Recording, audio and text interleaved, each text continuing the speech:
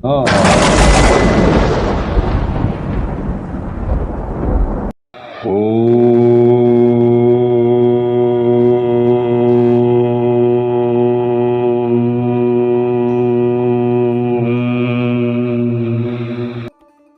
दोस्तों, स्वागत है आपका मेरे YouTube चैनल पर।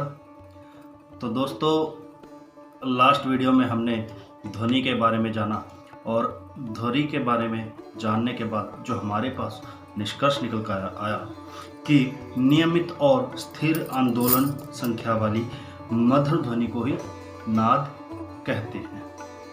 तो जैसा कि मैंने आपको बताया था, आज का जो हमारा विषय रहेगा वो है नाद। तो नाद के बारे में दोस्तों पंडित दामोदर जी क्या कहते हैं? उन्होंने कहा कि नाद शब्द में नकार प्राणवायु का प्रतीक है और दकार जो है वह अग्नि का घोतक है। तो प्राणवायु और अग्नि के संयोग से ही नाद निर्मित हुआ है। दोस्तों, एक और जगह पंडित ओंकारनाथ ठाकुर जी ने कहा है कि नाद शब्द की जो उत्पत्ति है वह नद धातु से हुई है और जिसका अर्थ है अव्यक्त ध्वनि, और इसी अव्यक्त ध्वनि से ही वर्ण, पद तथा स्वर इत्यादि इसके व्यक्त रूप है।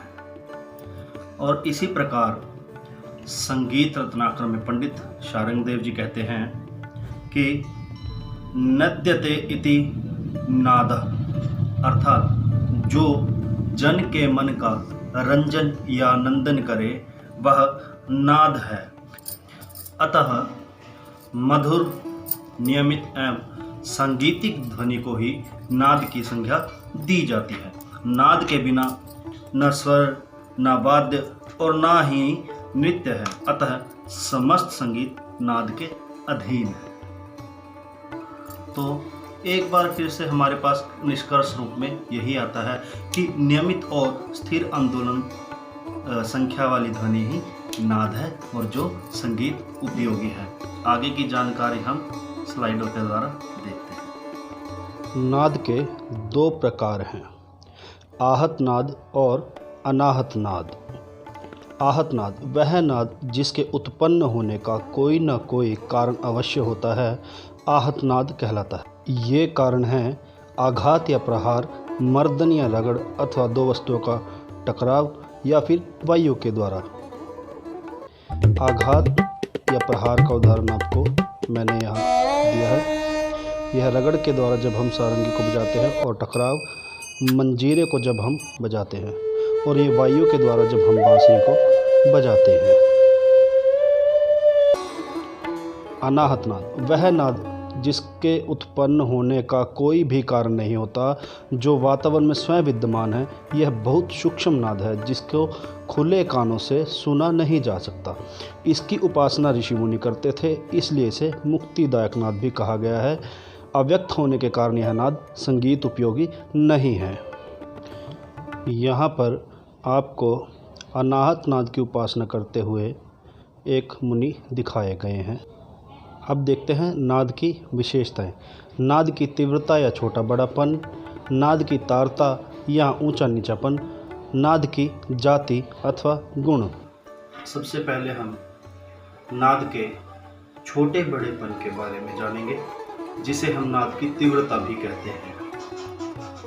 अब दोस्तों, जैसा कि हमने जाना है कि आहत नाद के उत्पन्न होने के मुख्य रूप से 3 कारण होते हैं।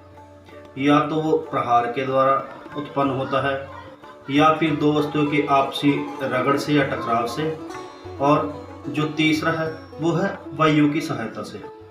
तो इसका मैं उदाहरण सहित आपको पेश कर रहा हूँ कि अगर हम किसी भी वाद्य यंत्र पर प्रहार धीरे से या जोर से करते हैं, उनके क्या प्रभाव होते हैं। जैसे हमने बिल्कुल धीरे से यहाँ पर प्रहार किया,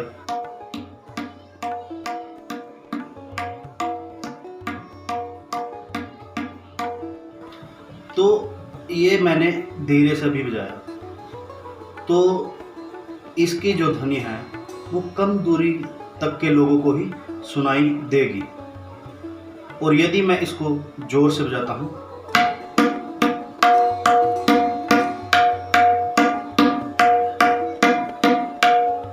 तो जब मैंने इस पर जोर से प्रहार किया तो ध्वनि भी और जोर से आई और तीव्र गति से आई।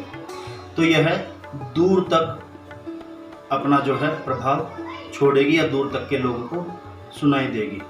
तो जब भी हम किसी वस्तु पर जोर से प्रहार करते हैं वह नाद का बड़ापन है, और हम धीरे से जब प्रहार करते हैं नाद का छोटापन, क्योंकि इसमें जो कंप विस्तार है वह कम या ज़्यादा होता है। जब हम धीरे से किसी वाद्य पर प्रहार करते हैं तो उसका कंप विस्तार थोड़ी ही दूर तक होता है, और जब हम ज़ोर से उस पर प्रहार करते हैं तो उसका जो कंप विस्तार है वह दूर तक होता है। यह ठीक वैसे ही है कि जब आप एक छोटा पत्थर पानी में डालते हैं तो उसकी धाराएं कुछ दूरी पर जाकर समाप्त हो जाती है, और जब आप जोर से और बड़ा पत्थर उसमें फेंकते हैं तो वो पानी की धाराएं काफ़ी दूर तक जाती है।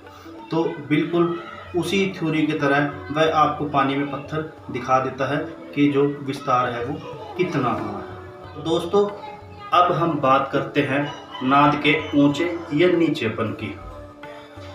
नाद का ऊंचा नीचापन हमें बताता है कि सा स्वर रे स्वर से नीचा है और रे स्वर सा से ऊंचा है। यह किस पर निर्भर करता है दोस्तों? हमने ध्वनि का जो पार्ट किया था उसमें मैंने आपको आंदोलन के बारे में बताया था कि प्रति सेकंड जो भी आंदोलन संख्या, जिसे हम अंग्रेजी भाषा में फ्रीक्वेंसी भी बोलते हैं, कि प्रति सेकंड कितने कंपन उत्पन्न हुए। यदि वाद्य पर प्रहार करने पर कंपन बहुत अधिक उत्पन्न होते हैं तो उसमें हम बोलेंगे कि नाद की जो तारता है वो ऊंची है या नाद ऊंचा है। और यदि प्रति सेकंड जो फ्रीक्वेंसी है वो कम आती है तो हम कहेंगे कि नाद नीचा है। जैसे हम इसको गाकर भी देख सकते हैं, सा रे गा मा। अब दोस्तों सा के तुरंत बाद से स्वर बढ़ रहा है, यानी ऊंचाई की तरफ हम जा रहे हैं। मा गा रे सा, और ये अब हम नीचे की तरफ आ गए हैं। जब फ्रीक्वेंसी कम होगी तो स्वर नीचा होगा, नाद नीचा होगा, और जब फ्रीक्वेंसी ज़्यादा होगी तो वह ऊंचा होगा। तीसरी हमारे पास है वो है नाद की जाति अथवा गुण। नाद की जाति अथवा गुण ही वह विशेषता है दोस्तों जो हमें एक ही स्वर पर भिन्न भिन्न वाद्यों को मिलाने के बाद भी हमें यह बता देती है कि फलां वाद्य यंत्र बज रहा है। यदि हम हारमोनियम को बजाएं या हम तबले को बजाएं, या जिस प्रकार से अभी बैकग्राउंड में एक बाइक निकल के गई है दोस्तों, उसकी आवाज़ बिना देखे ही पता लग जाती है। तो ये हमें सहायक नाद बता देते हैं। यदि हम आंखें बंद भी कर लें तब भी हम, अगर एक बार हमने वो वाद्य सुना है तो हमें उसकी पहचान हो जाती है, और हम बंद कमरे में बजते इंस्ट्रूमेंट को भी पहचान लेते हैं कि यह उस वाद्य की आवाज़ है, जो कि हमें नाद की जाति अथवा गुण के द्वारा ही पता लगता है। दोस्तों, इस प्रकार से आज हमने नाद के बारे में जाना और उसके प्रकारों और उसकी विशेषताओं के बारे में भी जाना। अगर आपको मेरे द्वारा दी गई जानकारी अच्छी और उपयोगी लगी हो तो हमेशा की तरह मेरे चैनल को सब्सक्राइब करें, लाइक करें, ज़्यादा से ज़्यादा शेयर करें, और दोस्तों कोई भी परामर्श हो वो आप नीचे कमेंट बॉक्स में मुझे दे सकते हैं ताकि मैं आपके लिए और बेहतर वीडियो ला सकूं। धन्यवाद।